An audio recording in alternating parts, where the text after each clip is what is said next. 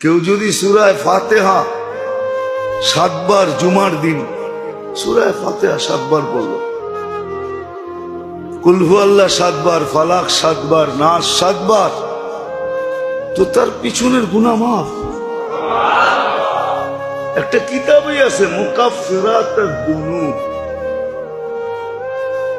মুকাফফিরাতুদ দুনুব, পিছনের গুনাহ কি কামলে মাফ হয়। একটা কিতাবই আছে যে কোন কোন কাজে পিছনের গুনাহ মাফ হয়ে যায়।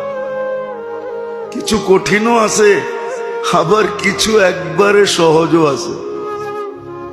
একবারে সহজ দেখাই, কষ্টদায়ক একটা সুইও যদি রাস্তার থেকে সরায়া দিল তো পিছনের গুনাহ মাফ।